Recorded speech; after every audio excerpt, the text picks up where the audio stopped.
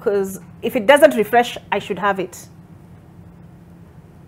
Yes, here we go. Older men declare war, but it is the youth that must fight and die. You quote Herbert Hoover. Why did you retweet with this quote? Well, you see, if you look at those who have died, for example, they're all young people at the end of the day. When you call out for protests, for example, anywhere in the world, even in France, as we've seen, most of the people on the streets are young people, and those who die are young people most of the time. And that is a sad reality, but that is a price the young people have to pay, because, you know, there's a saying by Wangari Maathai that freedom and rights are not things that you're given on the table. You fight for them, then you protect them. Now, in this fight, there are always going to be casualties, because there is no single protest in the world where there won't be a casualty. So it's the sad reality that young people are the ones who die, and it's true that most of across the globe, most of the protests are called by those who are older than them. There are some which are led by the young people who get to a point where they believe we don't need someone to channel this. We have a common agenda and cause, and they move. And at the end of the day, there are going to be casualties, sadly. All right. Allow me to welcome Advice Mundalo to studio. Just a reminder of our topic of conversation: young and restless, unemployment, underrepresentation, a recipe for chaos. I think this is a really powerful quote, apt given what we're discussing this morning, the events of the last couple of days. Older men declare war, but it is the youth that must fight and die. We saw this in Kisumu as well. These are students, right, who are being shot and killed, injured. Even in Nairobi, prior to that. So it really is something that is concerning. Joseph, you know, these youth turning out to demonstrate, is it a case of desperation? Is it that they have nothing to lose, hawana kazi, hawana, they have no hope? I don't know, hope in Kiswahili is? Matarajio. Matarajio. So, you know, they feel nothing about it. To start with, Oli, during those demonstrations, you saw even some youths daring the police on the face to shoot them. That can tell you the hopelessness that has engraved our youths.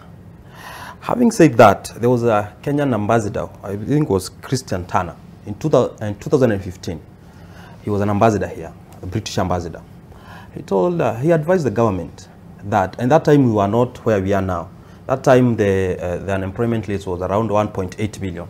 But he advised the government and told the government, if you do not take care of the youths, mostly who are unemployed, one day a person will come and will liquorize all these youths, and this country will go down. That is what was 2015. Having said that, is that we have the regime, we have leadership that want to blame issues on unimaginary things or things that they imagine than tackling the real issues. Dambuki has said here that the growing sense of hopelessness. That is the reason you saw what you saw the other day in Mandamano. There was nothing like at the Azimio thing. We can keep blaming Raila, we will keep blaming Azimio generals, but the government itself, they know the truth. They can fool everybody else, but they cannot fool themselves. The Kenya Bureau of Standard, I think this year, they have people who are the youth, 20 to 35 years. We are having around 3.12 million Kenyans who are jobless. And that one we have even excluded the casual laborers, people who are doing the casual jobs. So we have people, we have an army of 3 million youths who are energized, who can cause any distractions, who does not care even if they face death tomorrow. Having said that, and to insist on that, the president knows the cause of that. We saw the president yesterday going to Mount Kenya with his usual way of deceiving Kenyans, telling them that somebody paid all the youth in this country. You must be a trillionaire to pay the youths in Kilifi, to pay the youths in Murang'a, in Kisumu, in Nairobi, in Emari, to pay the whole of this country youth to do demonstration. You must be a millionaire. He told people that some people are paying the youths. His deputy president had a different analogy. He said that the people who demonstrated the whole of this country, because it's all over the country, pockets were all over the country, that they had came from a section of Mount Kenya and they were recruited as Mungiki in Laikipia, that their youths were demonstrating. You saw the CS Trade having another analogy different, saying that the youths who are demolishing the Mombasa Road, all of them, they were squatters who are being evicted from, I don't know, Mavoko land. These people know the truth. They know we are sitting on the a ticking bomb. And we have reached a place where God told Isaiah, tell these people, come, let us reason together. Because we have a disaster in waiting. And instead of these people tackling what is ailing our nation, they want to keep blaming some imaginary people. And I'm telling you, this country will burn in their own hands. They will hold this country like this and it will burn, because there will come and go. The issue of youth unemployment is growing day and night. Our graduates are coming out of university, they don't have jobs, and we have a deputy president who has never knocked at any office in this country looking for a job, who has never started a job, because he was employed by Moi when he was a university student leader. And I want to say this, it was a different time. Yes, I'm saying that the point I want to bring is that he went to a university, people who are graduating, he saw it fun, a laughable joke, to tell those youth that are graduating that even if you graduate, there are no jobs. The youths who are so much expectant, going out. Was he being truthful? But you know, the president, like you say, the president is aware of the situation. Yes. And is that now why not he's trying to address the situation with the housing? Because he keeps saying this is about creating employment and all of that. But yesterday, this is what he said, and this was a tweet. Sorry, breaking news alert from Capital FM. President Ruto warns Raila and his sponsors to stop misusing vulnerable and employed youth to cause violence, vows action. You know, do these arrests, Wycliffe Oparanya Nderitu, Mureithi, I'm forgetting someone, the Mavoko MP, yes. You know, Macau. Yes, will it, in your view, Solomon, is it doing what it is supposed to do, which is sending a message that there will be consequences? And do you think that will deter the youth from turning up to protest? Let me make a reference to one of the biggest scholars in our country, the late Professor Magoha. He was my VC between 2010 and 2014 at the University of Nairobi, the only university with an article there. Now, I went to the Kenya High School. The last time we had, students protesting and destroying property of the University of Nairobi, the last time we had that was in 2010. And who stopped that? Professor Magoha. What did he do? Professor Magoha discovered that it's only a small group of people who destroy the property of the University of Nairobi, but the burden of repairing the destroyed and rebuilding the burnt up buildings was on the community of all the students. At that time, the community of UON was 55,000 members. A few people would burn up prefabs, destroy university vehicles, and then on your fee structure, you would find that you're supposed to pay some 20,000 for repairs. You are not even aware there were some demonstrations at the university. So Professor Magoha invested in high-resolution cameras, and he would station them strategically during the demos. And then Majuiz here, my friend, would be seen destroying a car. He would be summoned by the council. If the bill was about 60 million or 50 million, and we had 10 culprits, they would take care of that bill amongst themselves. And we had students being sent home for 1,000 academic days. That is 3 years. And when they come back on their fee structure, they would fight 10 million, 15 million. And that is how destruction of property at the University of Nairobi stopped. Even now, we have a bill as the citizens of Kenya on our table that you have to pay 800 million within 24 days to the Chinese people who are running this expressway. Now all of us will pay, but who destroyed? You know, however much you are aggrieved, we should not destroy the infrastructure of our country. We should not go to the extent of setting ablaze our national flag. I mean, those are criminals.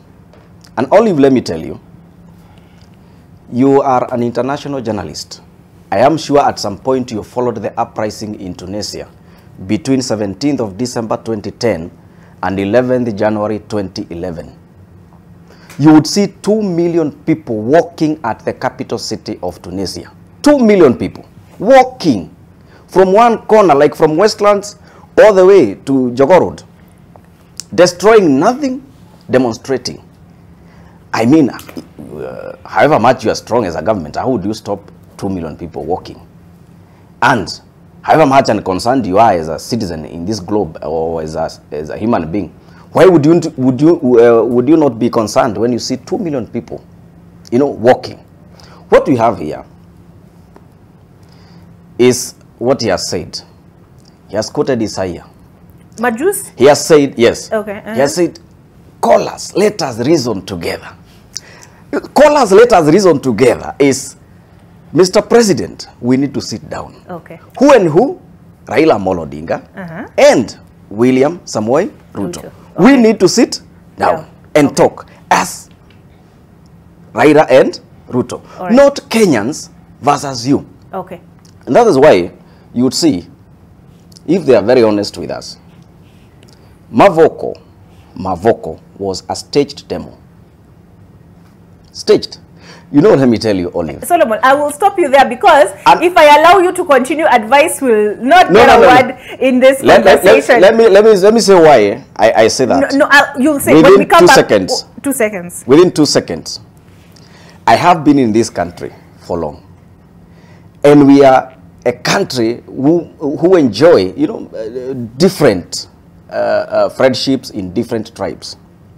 If I look at this guy, this is a man from the Ugali nation, without even asking him. This is Mudalo, is from Ugali nation. That one I know. The guys we saw in Mavoko are not the Kamba people who are the majority there. Were you there? I see the clips, you have everything. They are not. Nudin Bono Mekasirika. You see, we are going away from the gist of the story. The moment, you know, today, when you called me yesterday, you told me this is a youthful show. Yes. Now, when we come here and we speak like those who came before us, there's no difference. You know, this is what we have to understand.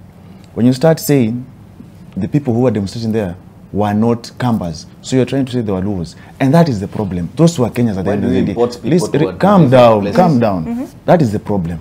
You know, the moment you start looking at each other away from the tribe, when I see you first, I see the Kikuyu in you, the Luo in you, the Luo in you. That is when we are going to go far. See, the problem is, there is an issue, like he rightfully said. We have 3 different types of protests in this country. We have that called by Azimio, and thanks to Sonko, we have what we know as government-sponsored protests, courtesy of the people who are sent by government. Yes. And then now, we have those who are disillusioned and discontent, courtesy of the promises they were given during campaigns, that they were going to heaven. And they have been knocking for 10 months at the gates of heaven, and the gates are not opening. So some of them are getting restless. And that is why, in as much as people will try and call this thing a Raila Azimio thing, we have to be honest. There are issues. And that is why you see the church ladies say the president needs to listen. We're having a relationship where it is a teacher-student, where the student is never heard in class. The teacher knows everything. And that is why this government is running that way. Sometimes listen, and listen is not the Finance Act. The punitive taxes, that's not a form of listening. Listen to what people are saying. When you are campaigning, you are going to the smallest of villages where there are no roads. You are listening. Now, why can't the same happen? So let us move. Let us move away from this issue of tribes demonstrating. They are Kenyans at the end of the day, irrespective of whoever they are. All right, I didn't want the point to get lost. Advice Mundalo. I didn't want the point to get lost. Advice Mundalo. The floor is yours now. Why are you shaking your head? Solomon's point has been allowed to get lost. Yeah. At the expense of someone else's point not being allowed to get Prosecute the point. Prosecute the point. Yeah. Prosecuting. You have time. Why you answering? Prosecute. Lakini Solomon ulikuwa umeenda sana. Advice. Okay. Now, first of all, I think it is not very fair of Solomon to say he looks at me and feels I'm from the Ugali nation. when Ugali is disturbing everybody in this country and on the coast of flood. Now we are in this together. But now, on just getting back to the subject and what Olive, you were asking about the youthful involvement in these protests. We have to be very realistic that actually the young people of this country are completely disenfranchised. And we are a very isolated lot of people in the politics of this country. During political mobilization, it is the young people that will be used. During attending of political rallies, it is the young people that will be used. During the entire political process, it is always the young people. But when it comes to the critical points of now sharing the cake, that is when they are reminded that they are young and they have time in future. That is when the young people are now told that there is always a next time. That is the time when the young people are now completely put aside, and it is a conversation that we must have. And then when we get now to the point where we again need to fight for country, again it is the young people, because the problems of the cost of living today, if there is somebody that it affects 100%, it is the young people of this country. And that is why there is actual rage in the faces of young people today. But be that as it may, there is also the politics of taking advantage of the problems of the young people. Because just because young people are the ones in this problem, it does not then give legitimacy to political leaders to whip advantage of that and therefore ride on the graves of the problems of young people. Because if these people are suffering today and these leaders have been there, let them be able to show practical solutions that have been offered to be able to actually canvas these problems that these young people are facing. Not we just wake up one morning and because now we need demonstrations, quickly we run to the young people. But when we have the opportunities, how quick do we run to these same young people? These are, and we look at the protests that were called by Azimio. And away from the protests, there have been very many things that Azimio has been able to do that were not protests. We have had the bipartisan committee, which they had a chance to nominate people. How many young people did they involve in that? We have had chances where we have had the leadership in parliament. We have had so many chances. At what point did we actually involve these young people? So in as much as it's the reality that the problems of the cost of living, the problems that the country is facing today, the biggest people who are actually faced by these challenges are we, the young generation. But is it right for us to be taken advantage of just because we are the ones in the hall, just because we are the ones who are suffering today? Is it right for political leaders to take quick advantage of that? Remember, this government, Olive, came into office on the backs of young people, and I've kept saying, because the narrative was about the hustler nation, and this hustler nation was largely a narrative about the young people. And that is why today, if there is somebody with expectations of the delivery of the Kenya Kwanza administration, it is the young people. Because they came into office squarely on these backs of these young people. And that is why expectation of the young people is at the peak. And they have no alternative. They have to really deliver for this young generation. But be that as it may, does it also justify other politicians taking advantage of this process? When we have 6 people dying, 11. Actually, the numbers have risen now to 11. If we have 11 people dying, these are actually and they're 11 young people dead. How does it benefit Azimio? How does it benefit Kenya Kwanza? If we continue having these deaths every other day, it is always the young people who will be on the forefront. It is always these young people who will be able to die. But the big names will come on the headlines because they have been arrested. But the young people will not come to the headlines even when they die. The young people who died, we know none of their names. But the leaders who are arrested, and some of them are just arrested for 2 hours, they are moved around in a police pickup. But that is a headline. All newspapers will carry that story. They will say this person was arrested, Governor so-and-so was arrested, Senator so-and-so was arrested, just because they were arrested, or just because they were chatting even with the police in the vehicle. But these 11 people who died, these young people, we don't know their names. Nobody has carried that headline. But then we don't want to make that a conversation because all it is in line of we are fighting for a just cause. But as we fight for this just cause, let us also be remembered when the rewards come on board. Because when these, at some point, all of these demonstrations will end. At some point, there will be negotiation. At some point, all these leaders will have a sit down, and there will be an agreement to move the country forward in some way. At that level, where will be the young people? Will the young people be forgotten immediately when those conversations are held, to be remembered when next we need demonstrations? And I think that is where the pinnacle of the problem is. All right. I'm really enjoying this conversation, and thank you for calling me out. I knew the leaders who had been arrested. I didn't know who the young people are. But one of the gentlemen, and I talked about the mother who was about how she went hungry to take her child to school, and now he's died. Brian Mwendo, 19 years old.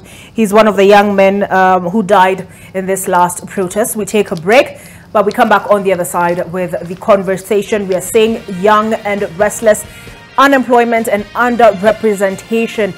Are they a recipe for chaos? And will the arrests and detentions that have been made deter young people from coming out to the streets and destroying property this coming Wednesday, when Azimio says it will continue with the demonstrations? And what of the proposed legislation to hold the mobilizers of these protests accountable for any destruction that may be caused? We come back with that on the other side of this break.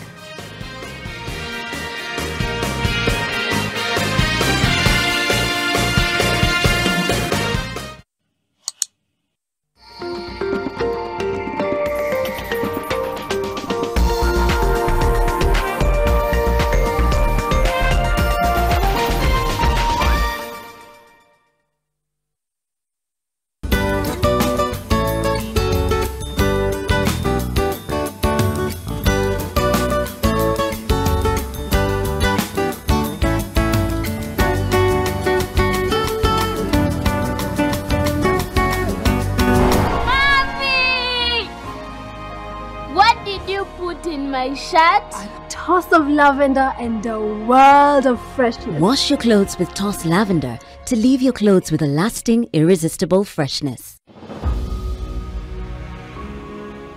2 out of the 3 girls, or 3 women, let's say, are not privy to sanitary napkin or sanitary pad, which is a very, very essential product, you know.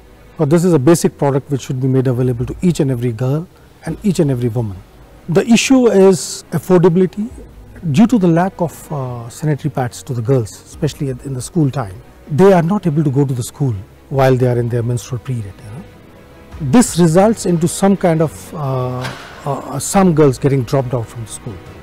So once they are dropped out, it's early marriage and all those problems and they're not getting employment because they're not educated. Every stakeholder should contribute his best. But with this wonderful event you're doing, let's kickstart this campaign.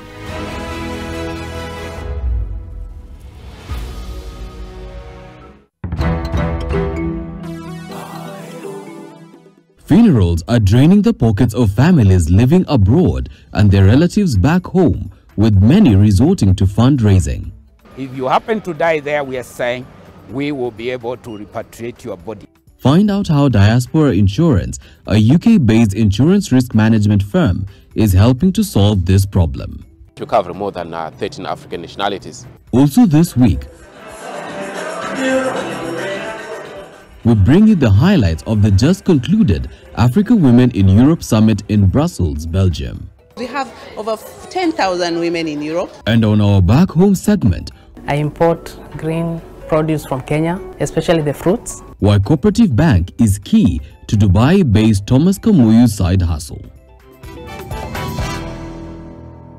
Blueband peanut butter, made with 100% pure peanuts and a good source of omega-6. Grow healthy and happy kids with Blueband peanut butter. Available in 200 grams, 400 grams, and 800 grams. Buy a pack today. His Excellency Governor George Natembeya and the County Government of Trans Nzoia welcomes you to the launch of Trans Nzoia County Integrated Development Plan, CIDP 2023-2027. The launch will take place this Friday, 14th July 2023 at Kitale Club from 9 a.m. The theme of this event is Transformative Agenda for Accelerated Economic Growth and Improved Social Welfare. Welcome all. Trans Nzoia County, unity in diversity. In this episode, we set out on a mission to find a leopard in the Nairobi National Park. it proves to be the hardest spot, as this predator is elusive and shy. While our patience is tested, we're still treated to the wild side of this city under the sun.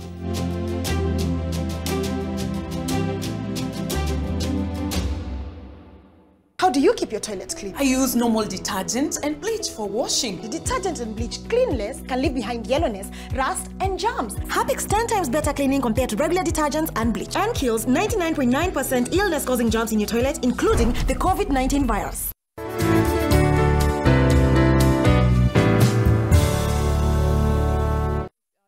mentioned something specific in the work that you're doing with teachers when we were on break. What is it? Yes,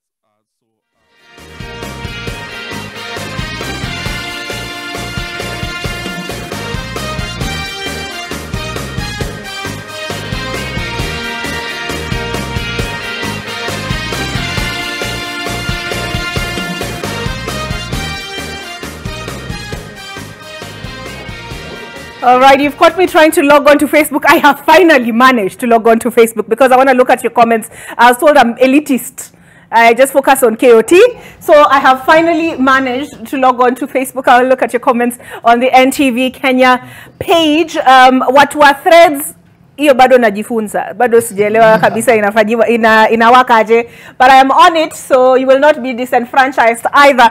But when during the break I was struggling here with my login, a lot of interesting things were said, and Solomon said, and Solomon, you didn't say off the record. The rule is you say, before you say off the record. Yes. So because you didn't say off the record, I'm allowed to share.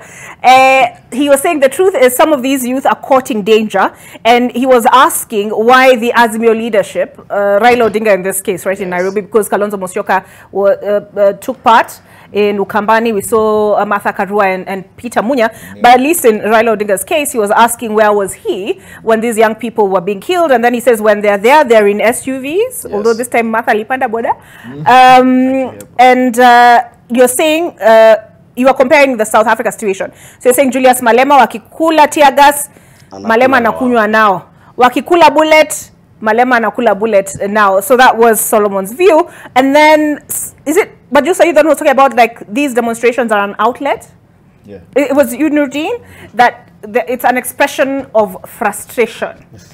All right, so where were we before we took the break? Advice said the last thing. So back to you, Nurdin.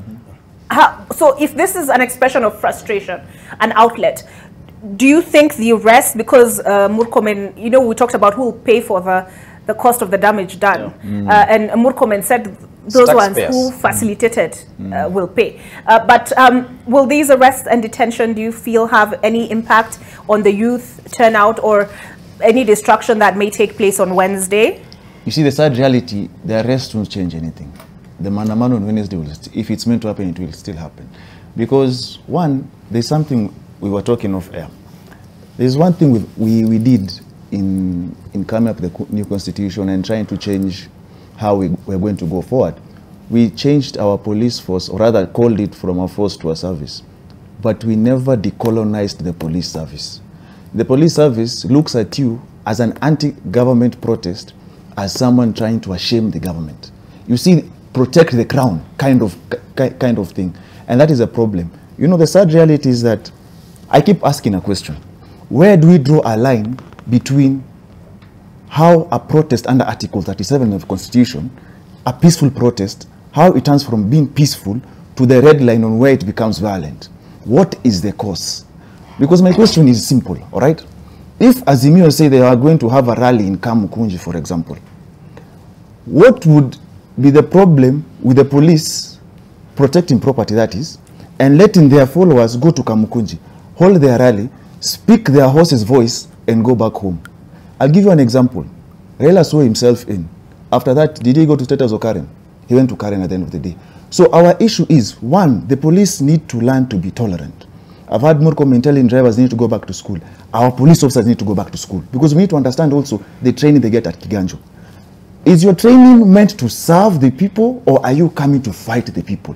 But you know, Nurdin, when I'm listening to you, the thing for me is this: if you look at where these shootings happened, in the situation, Emali inasemekana walikuwa wamefunga barabara. they had disrupted a major highway at Expressway Mlolongo.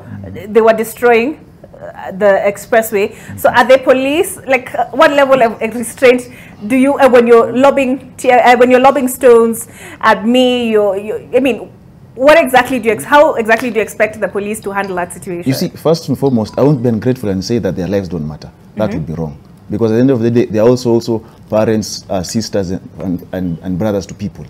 But what I'm saying is, we need to understand and draw a red line. There is an MP, I think his name is Ruku, the MP, who's trying to legislate Article 24 of the Constitution, trying to say that those who actually sponsor and eat and it goes into casualties and destruction, pay up for that. That is good, so long as it does not then contravene Article 24. Because now when you talk about not having placards, that is neither here nor there. Now, because at the end of the day, we need to understand what causes the violence. Because as I told you, we have three types of protests in this country, whether people agree to it or not. We have those that are called by Azimio. Okay. Now we're being told by the government that there is someone who's sponsoring. Now, can action be taken against that person? Because you cannot come and tell us, and you're hunting like you and I. X is sponsoring violence. If X is sponsoring violence, is the penal code suspended? Can that person be can that person be taken action? Unless whatever you're doing is a campaign gimmick or rhetoric. Okay. Are we still in campaign mode? All right. And are we still whipping So you're emotions? saying these people are in possession of the instruments of power. Exactly. If indeed Because former President Uhuru Kenyatta is sponsoring this violence, then go and arrest him. And whoever else. Okay. Joseph. Olive, I want to say this, that this violence you saw, and people being killed, shot, dead, I can tell you from my side of Azimio, we can tell you confidently that it was a government sponsored to shoot those people. Why am I saying this, Olive? The backstop with the president, to make sure that there is no life lost. In 2017, 2018, we had a scenario, worse scenario than this, whereby somebody was swearing himself as people's president. And it was hyped that that day there will be massive bloodshed. They came all the way from the airport all the way to Uhuru Park for the swearing in. But do you know what the president then did? He called all the security officers, the people who are the apparatus of the security in the country, and asked them their opinion of how they were going to deal with this person who was going to swear himself in. And after all of them, after they have given their options, let us arrest Raila, let us do what, President Uhuru Muigai Kenyatta told them, I don't want to see even any police around those demonstrations. Not even near Uhuru Park. I don't want to see any police. And I can tell you, that day, the swearing in happened, and to surprise of everybody and in the international community, not even one person was injured in such a day that we expected the government to confront Raila Amolo Odinga. In saying that, I want to say that we saw yesterday, and you have said it there, that the president was blaming some people of taking advantage of the youth. I want to quote the President Galatians 6 verse 7, that be advised, President William Samoei Ruto, God is not mocked. For whatever a man sows, he will reap. For 3 years, we had a presidential aspirant going around the country, talking to these youth people, telling them that the imaginary people somewhere who have refused or who have blocked these people from rising up. He will go to the market and tell people, nyinyi watu wa chini, nyinyi ma youth, unajua kuna wadosi fulani wanakataa nyinyi tuwashughulikie. Si tuanze na nyinyi, tuwatafutie kazi. Tufanye nini? I don't know those, and my friend Mundaro has asserted that this government rose into power at the backdrop of these youth. So the expectation right now is so high for them to deliver on what they promised the youth. Okay. And I'm telling them, if they don't do that, woe on to them, because now they are in a Afari system. Let me finish. You know, Joseph, when you're talking and you're telling us Uhuru did this in 2018, January 30th, you know, no police and there was nothing happened. Yes. But then look at what Murkomen said, and to some extent I agree with him. He said, you lied to us. You told us, kama polisi hawako, there will be no destruction. But there were youth who were throwing stones at cars. You know, people are afraid even to come out of their houses. They shattered their businesses. You see, there was Oliver, a video here, hapa nyuma, Nation Center, watu wakiporo Marwa. You see, because Oliver, there's a sense, you know, police are busy fighting demonstrators. So in that vacuum, people take advantage. So is it fair then to come and tell us the police are the ones causing the problem? I tell you, you saw before us having the Maandamano, the IG of police said that the Maandamano that the Azimio will have are outtrolled. They are not allowed, and that they are going to meet with the full force of the law. So if Olive today I come and tell you, tomorrow you are going to face me. Today you are going to eat a lot of ugali, knowing very well tomorrow I have a wrestling with Chegama juice. You're telling me. So what I'm saying is this. What I'm saying is this. Like if the government now is threatening that the protesters from Monday to Wednesday, they are going to face with the full force of what? Of police. Any protester who will be coming out of their house, they will not go just knowing that these are peaceful demonstrations. Some of them will carry crude weapons, knowing I'm going to meet with the police. Okay. That's the problem you're having. Solomon, did I put words in your mouth? When I talked about courting danger, these young people are the ones courting danger, and that where are their leaders? Why are their leaders not in the front line? Why are they the ones telling police, shouting at police in their faces, new way? That's exactly what I want to do. I want to say, and let me say, let us shun away from condemning our policemen. We must stop that. These people do things we can't do. These people protect us. We must stop that. And Chege, what you said in 2017, make sure you say it in 2023. Be consistent. We were here when we were you have receipts? When we were supporting President Uhuru Kenyatta. And when he was in a fight with Raila Amolo Odinga, the issue of policemen came up. I was there. I said, we also must protect our police officers. Even today, I will say the same. Journalists, during the Wednesday protests, recorded some clip of people being looted by young people who are walking from Kibra towards Kamukonji Stadium. After they finished, you know, looting from a vehicle which was in full glaring of camera, the young people proceeded to the vehicle which had the journalists. They broke the windshield, and the journalists took off and went straight to the police station. Quite about 10 or 15 young people were apprehended after the journalists reported. Phones were recovered. You see, these phones belong to people and they were returned to their owners. So policemen also do good work to protect civilians. We must not condemn them on a national television. We must stop that. Let me now come to where the young people are. It is true, Olive, the cost of living is high. Even in our houses, when you don't have money to pay the rent for 1, 2, 3, 4, 5 months, you don't destroy that house because you are aggrieved. You don't burn it up. You find a way. You go to the landlord, speak to him or her, express yourself, give your grievances, talk to a man, and eventually there will be a solution. You don't burn the house. If there is a mouse in your house walking around and eating up everything, you don't burn the house, you look for it. So what we are saying is that if we are aggrieved, we destroy expressway. If we are aggrieved, we take a machete and start cutting a policeman into pieces. Do you think he's going to watch you cut him into pieces when he has a gun? No. You actually, these young people are giving them fodder to, you know, to face them in court. They will say, this is, when I have a firearm and I'm licensed and you attack me, you slap me severally. If I shoot you, what is my least explanation in court? But did these young people...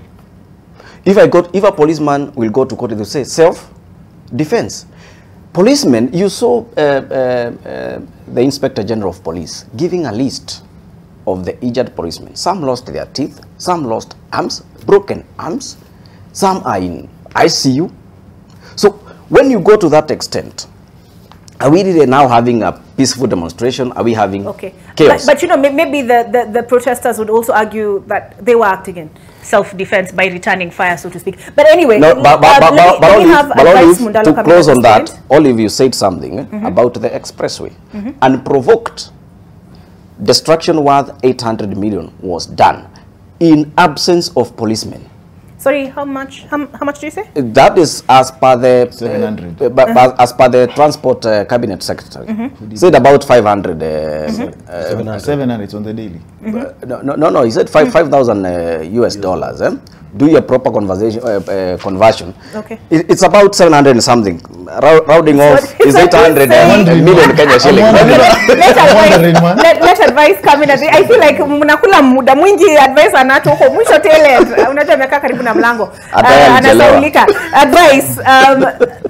You know, where does it leave this young people when both sides are claiming to be defenders of the Constitution? But then there is a level of hypocrisy because if I look at the Kenya Kwanza administration, as much as the president has come out and said that housing cannot wait, you know, he was responding to people saying give it time, and he was saying it cannot wait because these people, this is a ticking time bomb. Unemployment is a ticking time bomb. But and so to quote Edwin Sifuna, right?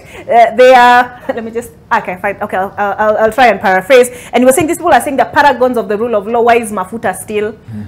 You know, this is a president who was defending the judiciary on the campaign trail. Now they're casting aspersions on the judiciary because the judiciary has delivered verdicts or rulings that are not favorable to the sitting administration. Is that not hypocrisy? By his refusal, after holding up the Bible, swearing to uphold the Constitution, refusing to abide by court orders, is that not impunity? But also on the other side, Raila Odinga, we've had this conversation several times, many times is extra legal in the actions he takes. So where does that then leave the young people of this country?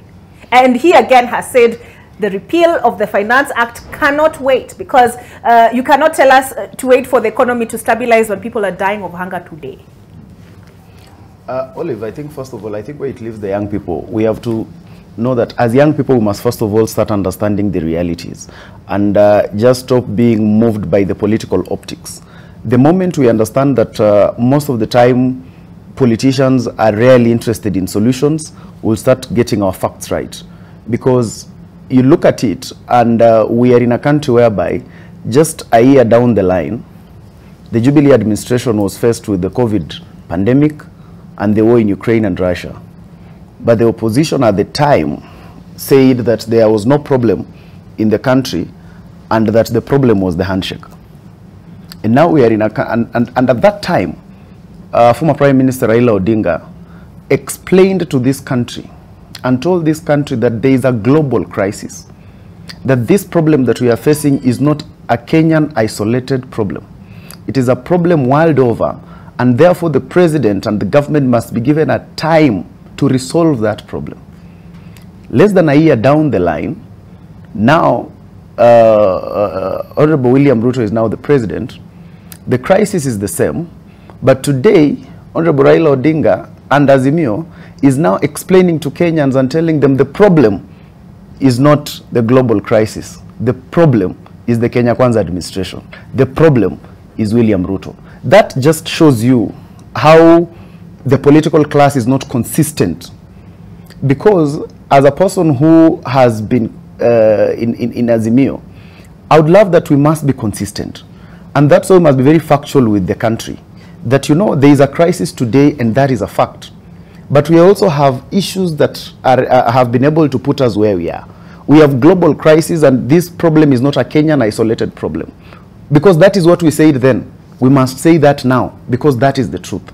We don't need to change and shift the goalpost just because we are not the government today. And that's why, together with my brother Majuis, that is the position we defended. Today, he has changed, and now he wants to defend the other position just because of political optics. That is extremely unfair.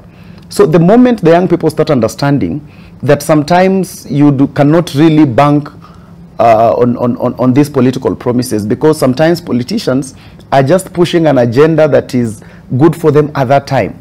The problem in Kenya, all about the cost of living, is something that all of us are aware of. It is not something that has come to us today. And so what Azimio is doing is just riding on the problems that exist. The problem of the cost of living, the problems of, these are things that already exist. So just riding on them to look like you have numbers, I think is not the right thing to do. every time that someone has been very realistic with looking for solutions, we have actually had those solutions. Give it an example, Olive, of one person, Okiya Omtatah. Okiya Omtatah felt that there was a problem with the finance bill. Without causing any demonstrations, without putting anyone on the street, he went to court, and today that is now being canvassed in the courts with no demonstration at all. The cost of living, the finance bill in itself was a matter that Azimio had. Did they look for any practical solutions? Did Azimio go to court? No. Did Azimio marshal numbers in parliament? No. What did they do? They went to the street where there will be no solution at all. Every time someone has wanted a real solution, it has been found. When the president appointed 50 chief administrative secretaries, and somebody took this to court and said, do we need them to be 50? Can we talk about this? Now that was talked about, and today we are still having that conversation. The government has been able to appeal, and that is now a conversation that is going. Did anyone die in the process? Did we go to the street? Was any demonstration organized? No. It just looked for somebody who was intentional about having a real conversation and taking it to the right place. But now what happens is, most of what happens in the politics is just optics. And if I may just comment on the aspect of police and the excesses, we must judge the police in equal proportion with the demonstrators. Because we cannot be a country that celebrates when the policemen are hurt, and then we want to now flip the side and say they are also using excessive force. We must balance the two. When we want to protect the country and all the citizens, we must remember that the police are also the citizens of this country. And therefore, we can't trend the police on social media every time they are beaten up by somebody, but then we want to then castigate them excessively when the shoe is on the other leg. So we must be very balanced in that. So I don't think the police need to be extremely castigated per se, because we must judge them in equal proportion. Look at what was happening, and the CS said it clearly. Who destroyed the expressway? Well, the police there. And Maju said you have to prepare for them, so you come with crude weapons, and that is supposed to be constitutional. Really? Advice on the one on police. At least it was interesting. They say news is when a man bites a dog. A dog biting a man is not. But mkiona polisi wamepiga teke, I think that's what people are shocked. They're like, Allah, what's happening here? But I am not sure it translates to people celebrating when the police physically assaulted. I want to answer because I have been accused. Just a minute, because I have been accused. My friend Mundaro has said that you were together with him, trying to tell the country that it was because of global issues that's why the economy was going up. But he said the opposition then, he didn't even name the opposition then. The opposition then said it was not because of the global issue. And who was the opposition then? The president now. The president now then blamed the handshake for what is happening. The president now is having what we call the Pharisee stage, whereby if he comes and tells the youth that it is not because of Raila that this Maandamano are happening, they will stone him. But if he tells them it's because of Raila, then they are going to clap for him. That's why he was in Mount Kenya, trying to tell them it's because of whom to Vitendawili. Okay. Yeah. So I want us to close. And so we've said many things this morning. But in a minute each, if you can. Yes. Yeah. What are we saying at the end of the day? What are we saying of the young people? And Nurdin, there's something else you said. They went to assess the damage done to the expressway, but not to the families who've lost loved ones. Yeah, because property is more important than life, sadly. That's a sad reality. That's why they assess the damage first, as opposed to those who have been hurt, be it a police person, be it demonstrators, or be it those who are actually not part of the circus, because there are those who are actually doing their own businesses. Now, you say the way forward. There's something Musalia said some months back. I don't know if he remembers. He said, the blame game currency will one day expire. And the sad reality is that during Trump's administration, every time he was faced with scrutiny, accountability questions, he deflected to Obama. Fast forward to our country, anytime the president has an issue, he deflects to Uhuru Kenyatta. And you see, the sad reality is that nobody cares about that. You're the president at the end of the day. You see, what they don't realize is that they're not listening. There are issues. Yes, there's what the opposition is propagating, their personal interests. that aside, there are those who believed in you and voted for you. And the day we look at each other beyond Azimio and Kenya Kwanza is the day we move forward. Now, there are those who believed in your promises. And this is why we are seeing whatever we are seeing. I'll just tell the president something. You see, there's a song by a musician called Nakaya from Tanzania. 14 years ago, it's called Mr. Politician. I don't have the vocals, so I'll just state a few lines or two. She says, miaka ya juzi nyuma uniliomba kura zangu. Ahadi nazo ulizimimina. Hivi leo sioni mabadiliko. Hali imezorota na wewe unatajirika. Let's talk about the excesses, the largesse that comes in there. Now, in her song again, there's a line that is the best out of that. She says, now that you are where you are, for example, she says, when time comes, you will seek for votes. What will be your answer when we ask you questions? And the questions we'll ask will be the manifesto and the plan. For me, whatever Raila does, Raila has a plan, the same plan you have. His plan is to oppose you. Whichever format or form that he wants, that is his business. If you put yourself in that contest with him, you're the one who's going to lose. Because at the end of the day, 5 years, or rather 4 now, is a short time. Deliver to the people who want to be delivered for. Because the Kenyans, at the end of the day, we can only have one president at a time. Okay. So for those who look at this issue between Azimio and Kenya Kwanza, you're losing the plot. There are issues. Listen and act on them. Because if you don't, we find ourselves in a problem moving forward. Majus, 1 minute, 1 minute. Okay. Oliver, I want to say this, that the day we'll change our morals, that's the day our politics will change. Because nowadays we have taken politics like a game of lies, a game of deceit. That you can say all that, and again, after you are in power, then you change all of a sudden. I was watching the chair of budget, Dede Nyoro, in Citizen TV the other day with the presenter, where he said that the issues we are having now is because of the global issues, the Ukraine and something. And the presenter asked him, are you now telling the Kenyans that what you said when you were looking for votes, that the Ukraine war had nothing to do with the Kenyan economy, is that you are telling them that you lied to them? And he murmured, because he was not able even to answer that. I also say that the President, William Samoei Ruto, should come out and face the truth. What I said, come, let us reason together. Okay. He should tell the Kenyans it's not an issue of Raila. We have an army of 3 million Kenyans who can be unleashed by any person. Raila will go, but another person will come and will be given another name that is not Raila. And people will go to the streets. Okay. I also want to tell the young people of this nation, if the government tomorrow, in fact, I'm addressing the government. If the government tomorrow assure Kenyans that Maandamano from Monday to Wednesday will be so peaceful, I can assure you before God, there will be no injuries, no one will be hurt, because people will just go because knowing very well, no one is hunting me down. But when they are going to the streets knowing anytime police amenijifichia kwa corner, or anytime somebody is going to ambush me, then they start, the rampage happens. Solomon. I just want to correct 2 myths which have been installed in Nurdin's mind by Raila Amolo Odinga. 2 myths which are first and foremost an enemy. No. Let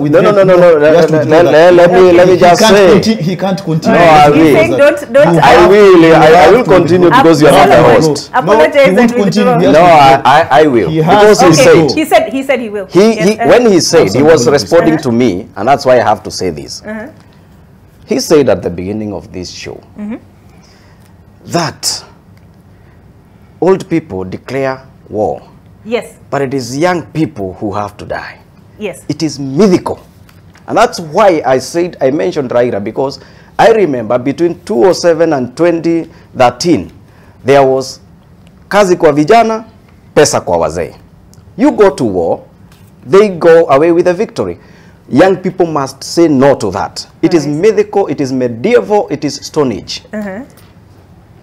Number 2 is the issue of, all the time, and Nurdin, I'm sorry if he has apologized. If you love my name, Nurdin, he has apologized. Nurdin, he has apologized.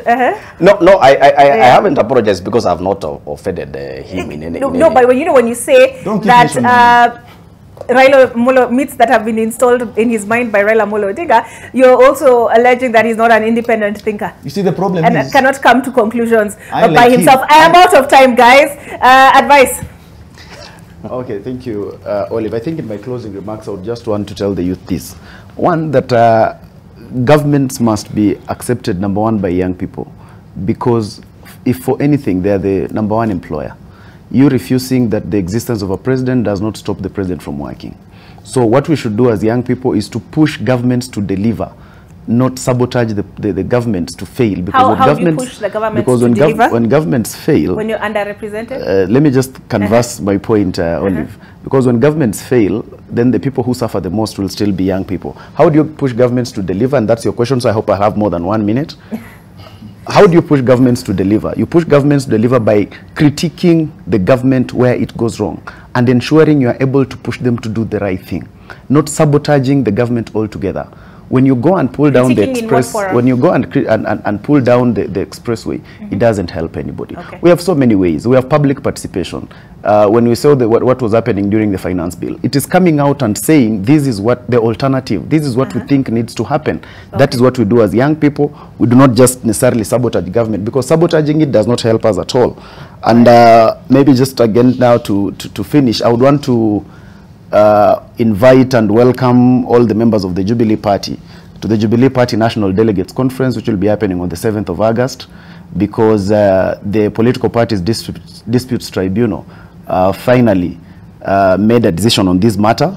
And the direction of the party is now... There's a high court order. There's a high court order. Okay, gentlemen. Okay, gentlemen. All right. There's something advice you said, and you talked about the youth. I have to end it here, guys. No.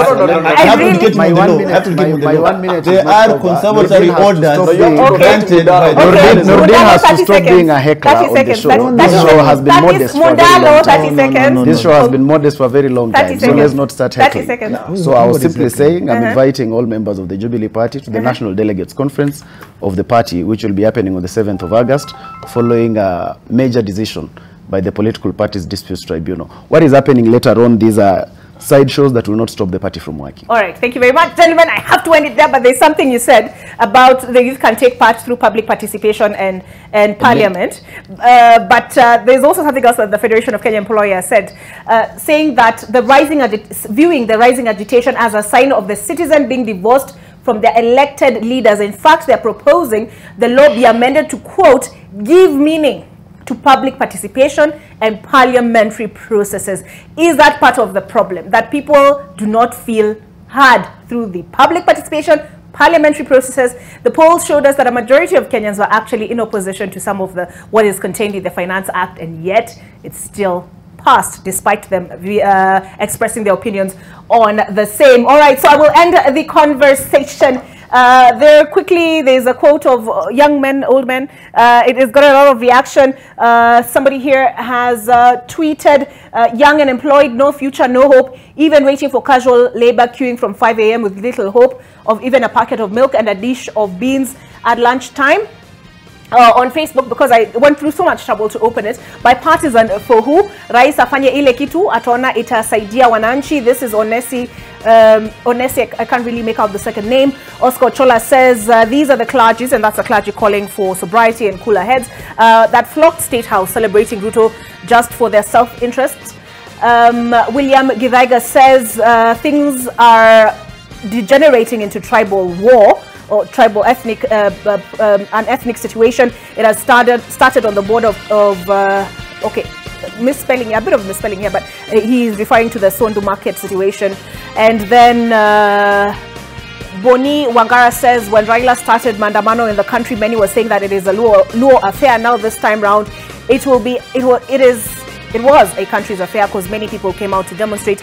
Next week it will be bigger, and the government will know people are being oppressed and they can't take it anymore.